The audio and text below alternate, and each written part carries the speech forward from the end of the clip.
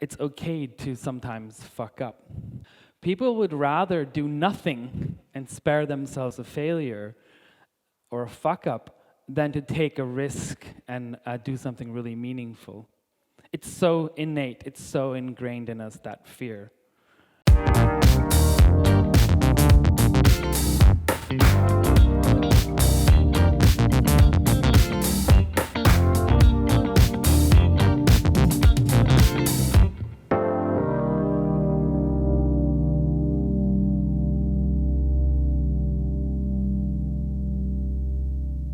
It's great to be here. I can't think of a better combination than Museum of Failure and Fuckup nights. It's like an orgy in fuck up and wrongness. How many people have heard of Museum of Failure? Okay, excellent. I feel this is a good crowd. It's an exhibit of over 100 innovation failures. And the whole purpose is, like Fuckup nights, to get us to talk more about failure and hopefully learn from failure. It's also about helping companies understand that we need to accept failure if we want progress, if we want innovation. When I worked as a psychologist many years ago, I worked with patients in therapy for anxiety disorders primarily. In Swedish, it's ångest. And I found myself telling them again and again that, reality is seldom as horrible as our minds imagine it. And that the best way to deal with fear, anxiety, is to meet it. It's to accept it radically and then move on and live a meaningful life. Now, for the last 10 years or so, I've spent my time researching innovation climates in organizations. So how can we create a culture in the workplace where it's okay to where you feel safe to experiment and explore, and a climate where it's okay to sometimes fuck up. And that's really difficult because it's so sensitive. People would rather do nothing and spare themselves a failure or a fuck up than to take a risk and do something really meaningful. It's so innate, it's so ingrained in us, that fear. When I started Museum of Failure 2 years ago, it was just supposed to be a small little project. It was supposed to be open for about a month, a tiny little museum in Helsingborg. The whole purpose of the Museum of Failure was to sort of stimulate interest in the research on accepting and learning from failure. I remember thinking it would be really cool if we got a few visitors. I was really worried that we wouldn't get any visitors. And if I got a little notice in the newspaper.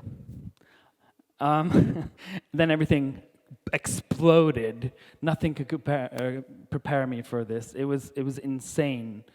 All of a sudden, the entire world was interested in Museum of Failure. And me, this nobody psychologist, nobody researcher, all of a sudden I was sort of rocketed into or up onto the international stage of global business and innovation. It was awesome. I was surfing this wave of success. Until, here's the fuck up.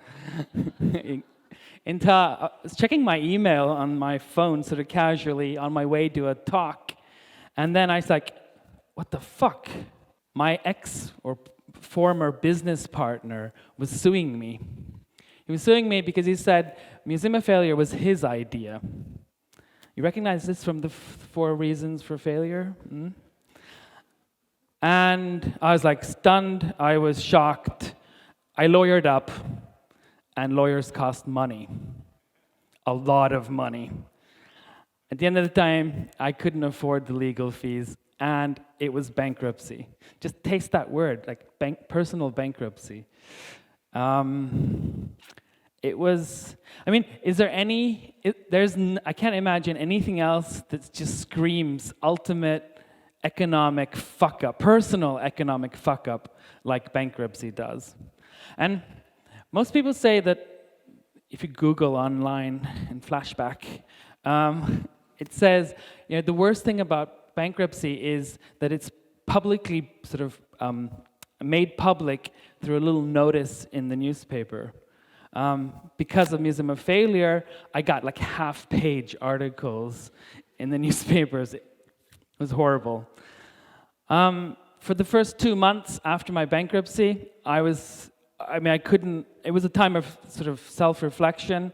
I couldn't get over it. Like, why had this happened to me? What did I do to deserve this? Where did I fuck up? Could I have been more cautious? Could I have been more careful with contracts? Should I have done more to protect myself? And I know a lot of you are small business owners, freelancers, and I wish I had some message. Do like this. Learn from my mistakes so you don't do the same thing as I did. I'm sorry to disappoint you because I have no such insight. What I do know after this experience, and it's ongoing still, is that I really genuinely got to taste my own medicine from all the advice I gave my patients. I've chosen now to completely accept the pain, the thorns, in order to have the rose. And it's an absolutely fucking gorgeous rose.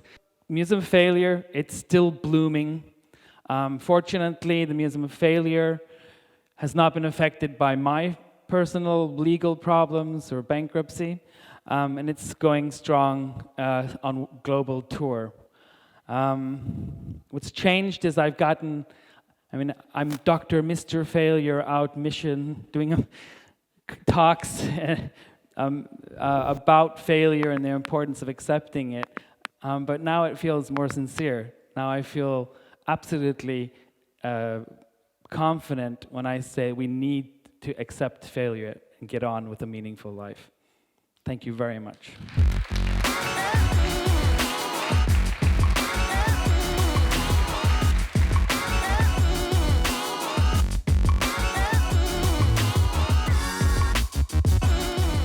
Have you ever failed in a project, career, or business? Whether you have or not, you can become a Fuckup Nights organizer in your city, company, or university. Learn how at fuckupnights.com. Join the movement. Fuck up the system.